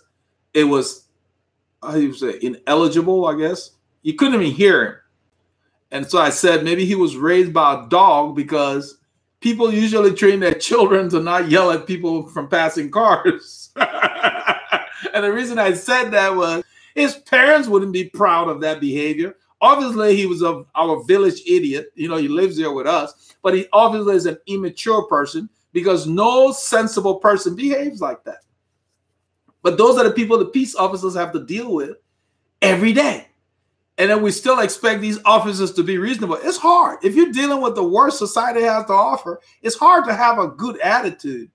you know. So when I said that, Paul laughed. I said, because my comment was, well, we're supposed to be impressed that he was able to yell at us out of a moving car. I said, if you really want to communicate, stop the car. Then we'll see what you want to talk about. You know, so when they do that, I just ignore them. I don't even acknowledge that I heard something. I act like my ears don't work. I don't give them the satisfaction that they were even noticed. You know, we just continued doing what we were doing, riding.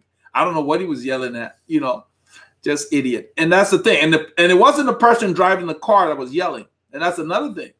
If you drive, I made the comment, I said when I was a kid, my mom told me that if you're arguing with a fool, no one can tell who the fool is. And we laughed about that. So the person driving the car should have been concerned that this idiot in the passenger seat is yelling. So you had two idiots in the car because you're driving the car. If something happens, they're going to come to you first. You know, and just riding around the neighborhood acting like stupid fools, you know, because they have the luxury of owning a car in the U.S., you know. So like that's supposed to be something special that they can put their foot on the pedal. So, you know, so those are the things that I don't know how I got on that, but probably when you talked about the highway. But for me, in the area we ride, the lanes are very wide. So we use the lane, and the cars can pass in our lane because it's almost 8 or 9 feet in the woodlands. It's very wide.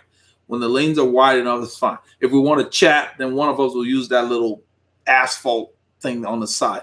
And then certain, you know, we pick quiet roads. So we don't have challenges. I pretty much ride my bike anywhere I want to go. And I really enjoy doing that. And what I have found, because we do it right, we do it seriously, the drivers are aware when they see you that you know what you're doing. Because there are cyclists that I see and I'm like, I don't want to be around that, and I'm on a bike. Because you know, they're all over the road. And so the way you carry yourself, not just on the bike, just in life in general, the way you carry yourself, people react to you a certain way. So yeah, take care of business, you will be fine. Ignore the fools.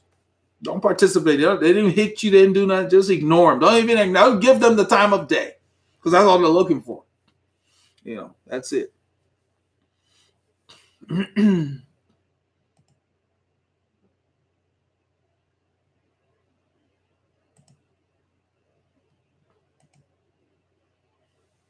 So we want to thank John Hill for the super chat. Without people like John and the rest of you doing super chat, it would not be possible to do these live sessions. So I really want to give a shout out to John Hill. John, I thank you. It's because of people like you we're able to do this. We're able to invest the time in preparing ourselves and the equipment to bring you this beautiful film on Saturdays. You know, we crawl out of bed. I get up like 5:30 in the morning to make sure I'm ready. I take it seriously. And why shouldn't I? I love it. It's a labor of love. It's helping educate other cyclists. It might keep somebody safe somewhere. That's the reason we do this. So it's great when people like you appreciate it. I cannot thank you enough. Christopher Roxbury, what's his name? My neighbor, Robert Tangler, you know, all of you guys, Eric Nell, you know, all the super legends. You guys are making it possible. Because of you, I'm able to divest my time and focus on, okay, new ideas for the channel and more time to ride and prepare myself to be able to do the grand fondos and the different things. And so we're able to show you guys. You guys saw that December we wrote a lot. And you can see now Paul is filming the harder efforts. He's there. He's recording it, you know. And there was some guys looking like they were meditating when he turned the camera around. I don't get to see that, so that's why I watch it. He turned that camera around, and guys looking at it were in a seance. See, so because of you, we don't ride like we're in a seance. We're able to prepare. I cannot thank you enough. All right, let's see here. Michael, yes. Take care. Have a great day at work. And yes, we'll be getting the cage. And it's supposed to rain tomorrow, but you know it's not going to stop me. My wife's taking a day off tomorrow. She told me, I think it was last night. She said she's taking a day off. So she's going to be off. So I'm going to have to coordinate when I ride and when we hang out. So when she's off, we definitely got to do lunch. That's a given. You know, I don't get that luxury all the time because she's always gone for the whole day. She works. She's a nurse. So they have like 12-hour days and stuff like that. So when she's off, I make an appointment with her for lunch. And we'll go to our favorite restaurant. There's a place called Pele Pele. I think Paul's familiar with it. It's in the Vintage. We like to go there. South African restaurant. Excellent cuisine. We don't go there every day because, you know, it's kind of pricey. Go there once in a while. All right, let's see here. It hurts them more when they are ignored. Yes. Yeah, I mean, that's no point. What are you going to say? The guy yelled out of the car. I didn't mean it. I heard it. Just you couldn't even understand it. It didn't matter. Plus, it's rude. It's uncivilized. Nobody behaves like that. I'm like, you know, civilized people don't behave. What are you yelling at? You know, we're not doing anything wrong or illegal, or you're not a cop, even if we're doing something illegal.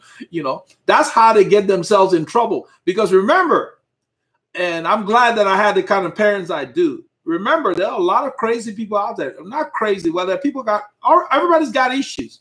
So what if you yell at somebody who's sensitive to being yelled at and they take out an Uzi? You see, that's how these things happen. You never know. You're better off just leaving people alone. You don't know what's going on out there. So no, that's how they get themselves in trouble. You yell at the wrong person who's had problems at work. The boss been yelling at him. And that was the yell that threw them over the edge. And you're in the crosshairs. So no. Yeah, let him keep that up. I don't think it had anything to do with the road. I think he's just an idiot. Bad Vegan says, good job on your Rafa Custom. Glad to see your channel grow. Yes, it's grown so well. Thanks to all of you guys. We're approaching 10,000 subscribers, guys. We got to have a party. And I think the custom kit coming out at that time, it's going to be apropos. We're almost at 10,000. Let's see what we got. And we're talking 10,000 legends, people who are seeking information. These are real subscribers. We didn't buy anything. We didn't cajole anybody. They came, they saw the content. They're like, I want a membership to this library. We got 9,903 right now. So maybe in another week or so, we'll have 10,000 subscribers. Another week and a half or something like that.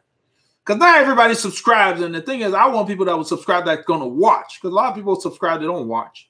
I want people that want to be here. And that's what we're getting. So, yeah, it's going to be serious, man. This is just really cool. So I'm excited. Let's see here.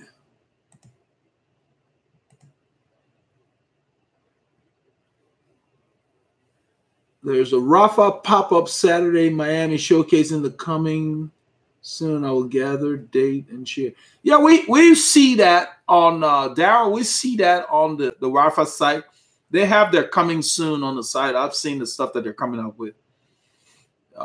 They have a lot of things, like they're coming up with a classic shoe that they're gonna make. You know.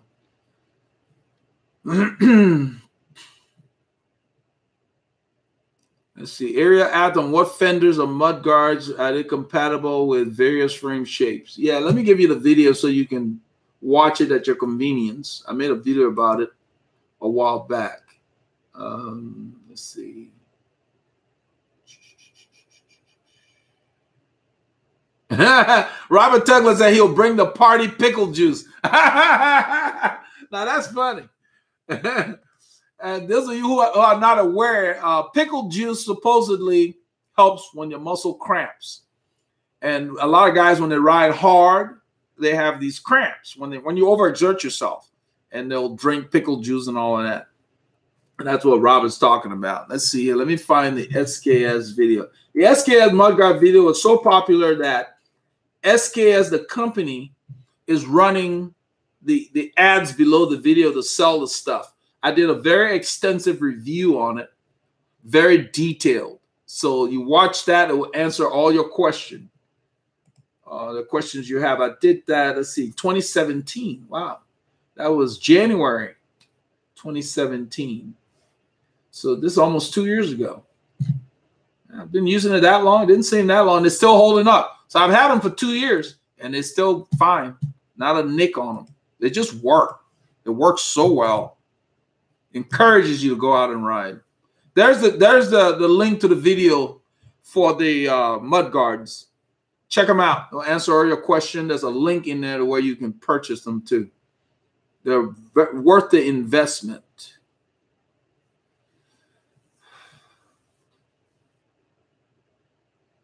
Robert said Pele Pele is fantastic. So Robert's familiar with Pele Pele. Yeah, that's like our favorite restaurant.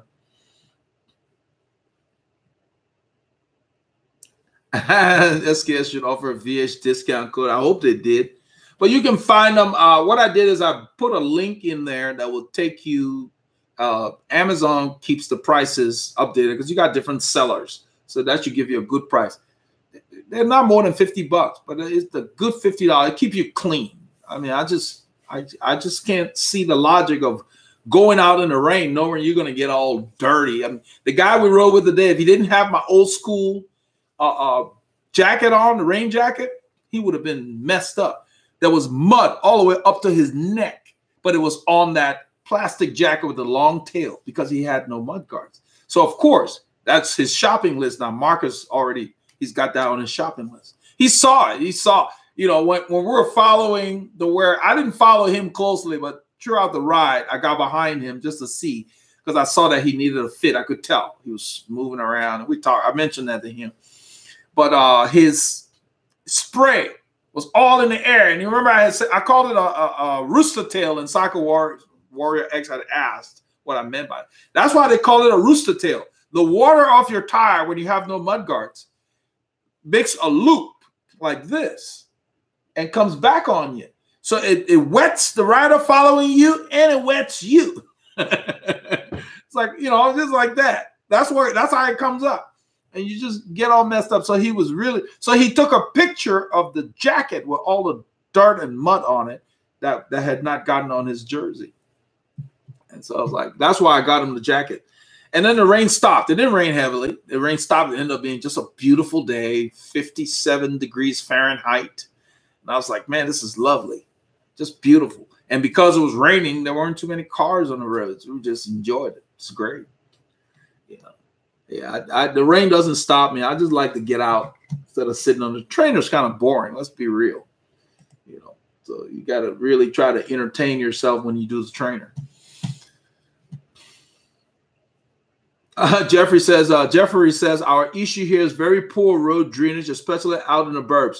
We have the same problem here. We have mosquitoes galore in the summer because the water doesn't go anywhere. We got gutters that go to an intersection and are connected to nothing. So the water just rises up and gets over the roads. So if they don't get over the roads, they just sit there and the mosquitoes breed. So in the summer, we have trucks that go out and spray the neighborhoods in the burbs. We're in the burbs. Same problem. They spray for mosquitoes, but please. Mosquitoes we have here, we call them helicopters. They're big.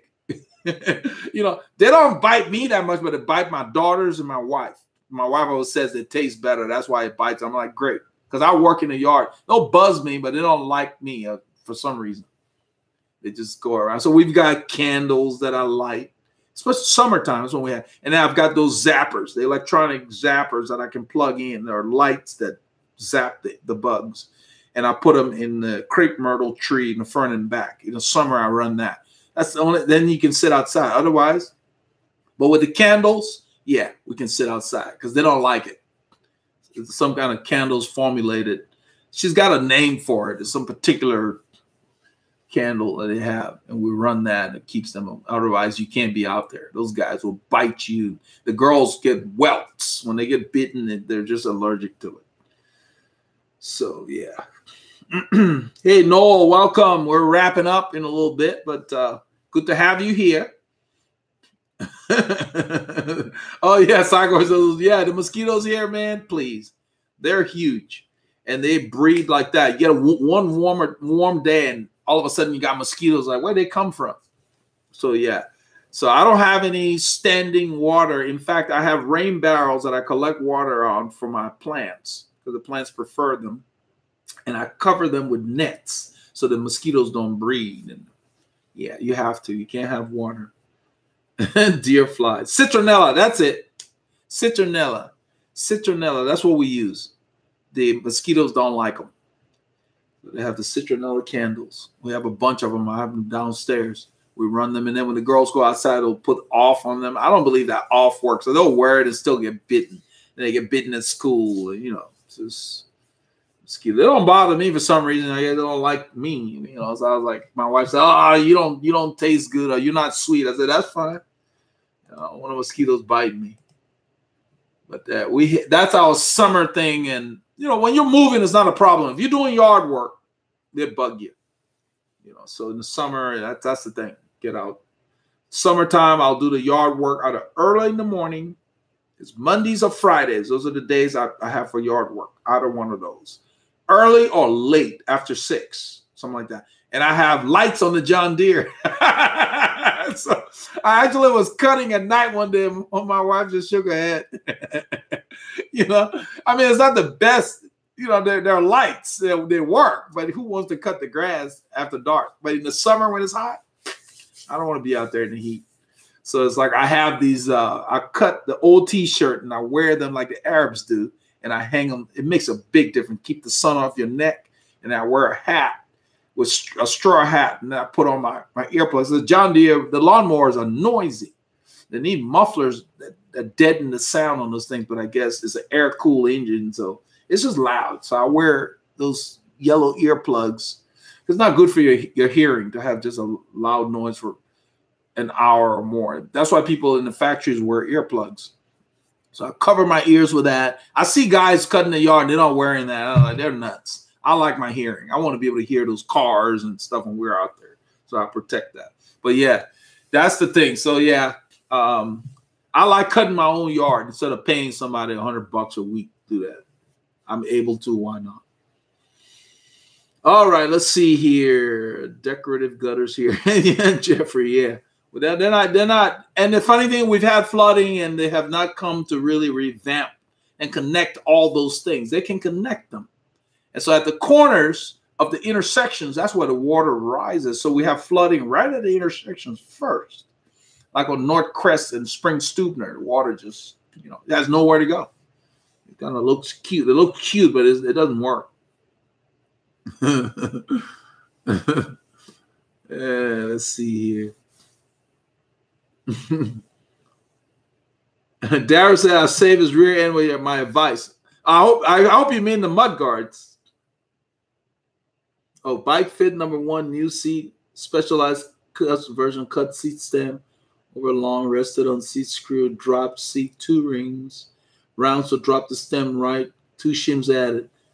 Fanel Joseph, I enjoyed the channel. I'm in Central Florida looking for a fit.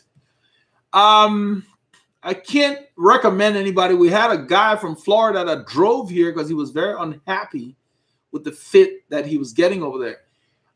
If you're handy, Fanel, you can do our remote fit. We set that up a couple of years ago because there were a lot of people who were not local that were unhappy with the fits they had paid for.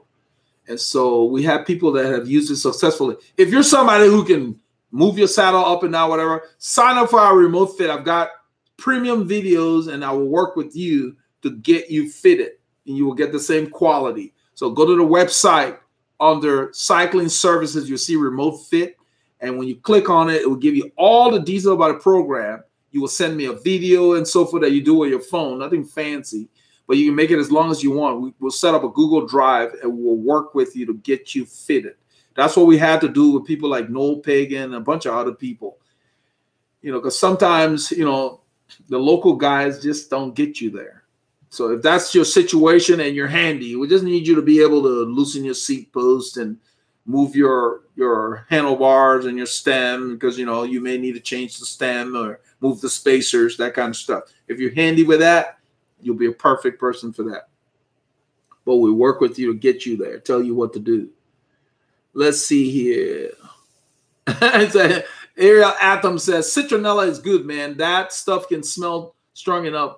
And he says, DEET. Yeah, I don't know what's in it. I use out of soybean oil citronella, but our mosquitoes in the mid-Atlantic hilly areas are weak. Yeah, the ones down here are tough, but they hate the citronella. It bugs them. And sometimes just the smoke. I think sometimes people will just have smoke. And I think it bugs them. I think just smoke bugs them. So, yeah.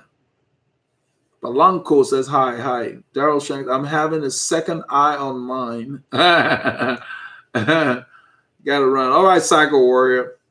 I entertain second opinions. One may see it, another does not feel. Yep. Yeah, we've sorted. I fixed a lot of people that come here, local people. They've had like the red tool fit. And they're still having problems. And I try to explain to them, it's just a tool. What matters is who's wielding that tool, And so I don't have time for all the fancy. And I need to put that on the site. I was going to add that to the Bike Fit mantra where we don't use red tool or body geometry, all that stuff. We use experience. Been doing fits for 26 years thereabouts. I've done enough fits to where I can look at a rider and tell they're not comfortable. You see them when the going gets tough, when it gets hard, you see them shifting. The body wants to get where it can produce power. That means they're not there. You guys see Mark rolling all. We've told him he knows Paul H came and got a fit, but he'd much rather invest in zip wheels. So he's going to keep struggling. So when we really put the power down, he struggles because he has to adjust. When you do that little move, we're gone. There's a gap. Every time you're not pedaling, there's a gap. Then you got to work harder to close it. So keep that in mind. When it's time to pedal, you should just be pedaling. You shouldn't be shifting to pedal. You should be shifting your body to pedal. You just pedal. Like when Victor came around me, I just pedaled faster and got on his wheel. You need to be ready. You shouldn't have to get ready to pedal. That tells you something's wrong. And we laugh about it. Paul and I, we laugh because we used to ride with UMC. There's a guy named John Beats. Every time he went hard, he might as well have sent a flare to say, I'm going to go hard. Because what would happen is before going hard, he would arch his back, roll his shoulder, do all kinds of stuff. because he was trying to find the sweet spot on the saddle before pedaling hard. So he did a lot of things just to go hard. It's like, you know, that's the key. So if you're moving around when it's time to really ride, your fit needs to be revisited. And once you get it dialed in, man, you will just enjoy the comfort of it. You should be able to do it. That's how come we can mess with a gimbal and do all this stuff. We're not thinking about that. We just ride and our hands are just comfortable. You guys see my hands on the bars. My fingers are just draped over the side. And all I do is I shift. I don't move my hand to shift, you know. So it's just kind of but that's the key. When I competed, I didn't have a coach that knew that. And that's what got me into bike fit. I had to fit myself. I spent money on Fit Kit and it just didn't work. You know, it's just at the time, that's what they had, the Fit Kit. That's what was out. There was no red tool. But back then, I kind of knew. You have to know what you're doing. Because it's like, you know, there's a guy named Steve Hogg in Australia. He doesn't use red tool and all that. He's actually come up with his own stuff over the years, you know. But you have to have an eye, and you have to educate yourself in biomechanics and physiology and all of that. So when I did my master's, I did human physiology, even though I had a bachelor's in finance and computer stuff, because that's what I liked. So that helps know the human body, so you know how to train. But let's see here. We're going to wrap up in a bit, so let me just answer the rest of these here. Jeffrey says we keep calling fans on. Oh, ceiling fans. I'm sorry. While I push mosquitoes. Yes. Yeah, they hate that. Yeah, we don't have fans outside. We don't spend too much time. It gets so muggy here in the summer. I don't want to be out there. This time of year, yeah, I'll go outside because it's nice. Once it gets muggy, unless I guess what would work if we got those mists, the fans would mist. That would probably work. In the summer, we act like the guys in New York City and let's say all the people up north, Canada, how they're hibernating now. In the summer here, people stay inside in the heat of the day, like from maybe 1 o'clock to 5 p.m. They're indoors, and then about 6, the temperature drops. That's when people come out. So we hibernate. We behave like the guys up north do in the winter in our summer here. That's when we stay inside. I don't like the summer that much here. It's too humid. I like summers where you get some fronts. You know, there are places here in the U.S. where you get fronts in the summer. It cools off, like Los Angeles, the Pacific coast there. They get fronts. They'll have 70-degree days in the summer. You know, that's kind of nice. Our stuff is like 93 and it feels like 106. You know, I'm like, man. I grew up on the coast, so I'm used to the breezes of the ocean. It's kind of like this stuff. So no. So when we ride in the summer here, we wear what they call the flyweight. That's Rafa makes. It's like screen. The air just comes through. So yeah. So we're fine. And the rest of these guys that are just wearing regular jerseys, they're out there struggling. And I drink more. I put ice in the bottle. Everything changes. I drink a lot more. Pour water on myself, whatever, to keep my temperature right so I can ride. And then we go out early like we always do, but we do everything earlier. You know, that's the way it is. You have to adjust. So let's see here. 90+ humidity during our, yep, that's the same thing here. It's just humid. We still ride. We just adapt. We carry, I have ice cubes in the bottle and then whatever else I put in there. So it's cold. So hours into the ride, you got a cold drink. We stop, we get ice, we add to the bottle at every stop. That's why that guy was selling ice at the other store I mentioned in the video. Nobody was buying it. He stopped. He took the sign down. We ignored it. I was taking the ice. One day, Paul said, "Did you see that sign?" No, I didn't. And then even after he said it, Paul H. took the ice without paying for it. I don't pay for ice unless I want to buy a bag of ice. Tactile Z. So we're going to wrap up there, guys. Tactile will catch you on the next run. And, but just make sure you keep getting your Ks in. We're going to keep the videos coming. I love the group rides, but we'll still have a video like on Fridays to address anything that is pertinent, you know, what we've been doing. We'll have the live session on Wednesday, then the group ride on Monday with the premiere. And then on Friday, some kind of a teaching video on some issue to do with cycling. But right now, we're approaching 10K subscribers, and we're excited about our new jersey. So we got 3 orders of the classic. We've got 3 of the long sleeve. And I think the midweight will only have 2 now. So the classic looks like it's leading. So one or two more orders will order the classic. But I want to get the whole kit so you guys can see it, because it's going to be awesome. So it's just a matter of time. I know other people are saving up. So I just want people to understand that we'll get them in batches of 5, because I don't want you guys to wait too long when you order. So we're going to wrap up there, you guys. Have a great time and have a great evening, and keep getting your Ks in. Don't let anything stop you. Yes, be safe out there.